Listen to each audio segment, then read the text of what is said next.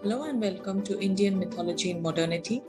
And it has been quite some time that we have met because after a very long time, I'm trying to upload another video on my channel. I know it's been busy, it's been hectic, but yes, we cannot give up our love for mythology, right?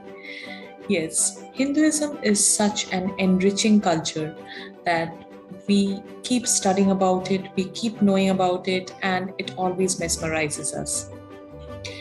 This year, after a long battle with the COVID-19 pandemic, slowly things are trying to get normal.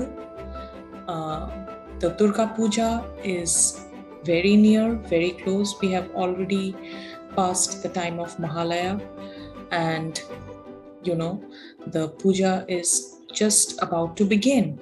It's just a matter of a couple of days, and we'll be ready to head into the biggest festival of Bengal, which is the Durga Puja. Yes, this year too, the COVID restrictions are there in many places. In fact, in the pandals of India, the High Court has given the order that you cannot enter the pandals. You just have to view and take the blessings of Mother Goddess from outside.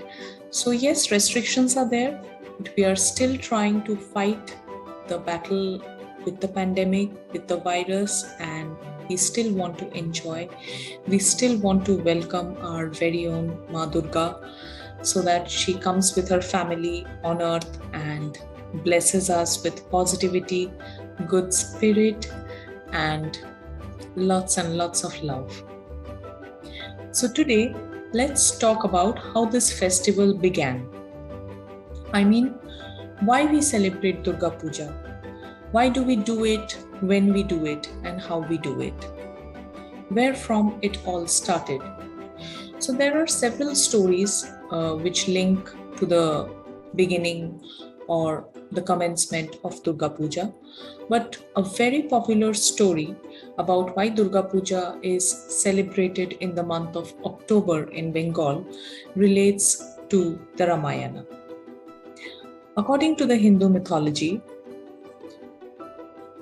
Ram went to save Mother Sita when she was abducted by Ravana, and therefore started a long 10 days battle. On the third or fourth day of the battle, when Ram was almost sure that he could defeat Ravana, there was something very unusual which happened. Ram used his Brahmastra to kill Ravana because he was almost unbeatable. But when Ram used his Brahmastra, he was pretty much sanguine that yes, this is the end. This is the end of Ravana. This is the end of evil, and this is the end of this long-running battle. Now he will be able to protect Sita. But just at that moment, Ravana started praying to Mother Bhagavati. Yes, Mother Bhagavati is Ma Durga, and Ravana is a devotee of Mother Durga. On his chariot itself, he started praying to Mother Goddess, seeking her blessing, seeking her protection for himself. And he was such a saint that Mother Goddess always took his offerings in prayers. She could never refuse her child who wanted her protection, who wanted to seek her blessing, who wanted self-protection, who wanted a coverage from her. Mother Goddess, Mother Bhagavati, she was so very pleased with the way Ravana prayed to her that she appeared in front of him and promised him that she will protect her in the battle and that nobody will be able to defeat him. In fact, she appeared in his chariot and took him on her lap, and so that everybody in the battlefield could see that she herself was protecting him. Seeing this image, seeing this vision, everybody in the battlefield was shocked, including Ram, Lakshman, Sugriv, and Hanuman. When they found that Mother Bhagavati herself was protecting Ravana, they knew that it was almost impossible for anybody else to defeat him. The battle was no longer happening at par. Ravana had obtained the ultimate protection that anybody could seek for. Seeing this, Ram actually gave up his weapons. And when Ram gave up his weapons in the battlefield, all the gods in heaven were in despair. Ram was their only hope who could actually defeat the evil and win over righteousness. But when Ram, the Lord himself, gave up his weapons, the gods in heaven didn't know what to do. All the gods, including Lord Indra, headed towards Brahma to seek for his advice. That what should Ram do in this situation?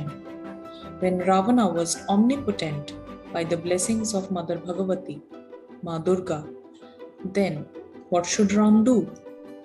In such a scenario, Brahma came down from heaven, met Ram personally, and advised him to perform the Akal Bodhan. The Akal Bodhan is the untimely calling of the Mother Goddess. Yes, originally, this Durga Puja festival used to happen in the months of spring. That is why it was also called Bashanti Puja. But the battle was happening at the time of Ashwin, or the time of autumn. And it was the month of October, that time, whenever we have the autumn. It was Ashwin. That was not the right time for calling Ma Durga. That was not the right time for invoking the Mother Nature. But Brahma advised Rama that he should invoke Mother Durga at that untimely manner so that he can seek the blessings and protection from the Mother Goddess in favor of himself. Following the advice, Ramchandra got together with Lakshman and his warrior group of monkeys to perform the puja of Ma Durga. And that is how this ceremony began in the months of autumn. Still today, we also call this festival, or we also identify this festival as Akal Bodhan. Now, how everything went when Ramchandra started performing the puja, was he successful in doing so easily? No, it wasn't so smooth. Sri Ramchandra arranged whatever he could, the best possible fruits and the best possible flowers and leaves from the forests. But yes, he did not have much of wealth. He was almost a pauper living in the forest for so many months. So he didn't have a lot of wealth to give into the Mother Goddess. He didn't have a lot of prosperity to usher upon her. But he believed that the mother will protect all her children, and that's why she will accept the humble gift of Lord Rama.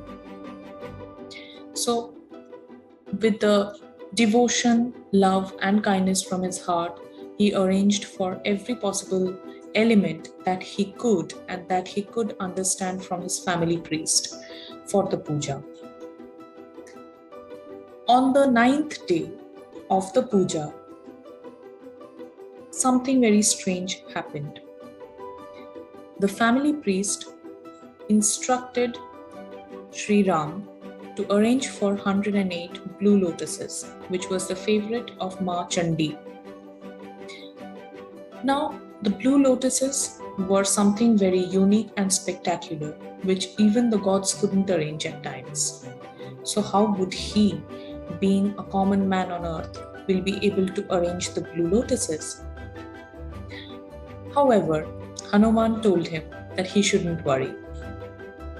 Hanuman said that he will arrange the 108 lotuses from Devadaha within no time.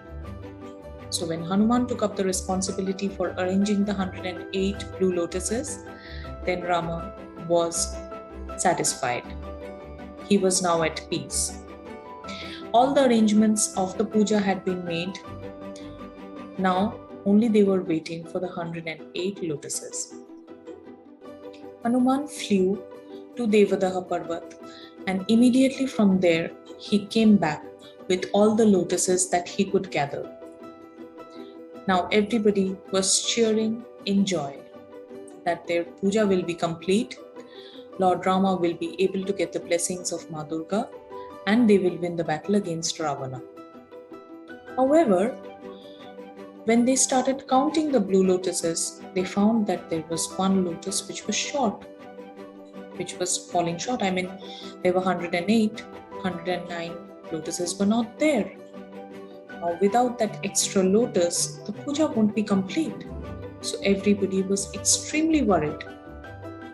Sri Ramchandra said, "Okay, no problem. Hanuman, you go once again and get another lotus. What's the big deal?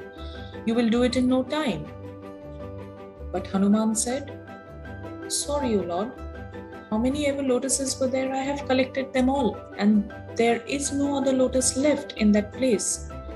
So even if I go back, I won't be able to find any more lotus because there are none." Now everybody was very worried. They didn't know what they should do, how they should actually arrange for that extra lotus. So will this puja remain incomplete? Rama was crying. There were tears rolling down his eyes. And the people around him, they were crying in despair too. They couldn't believe that they had come so far and they would not be able to complete the ceremony. The war won't be complete. They won't be able to rescue Sita.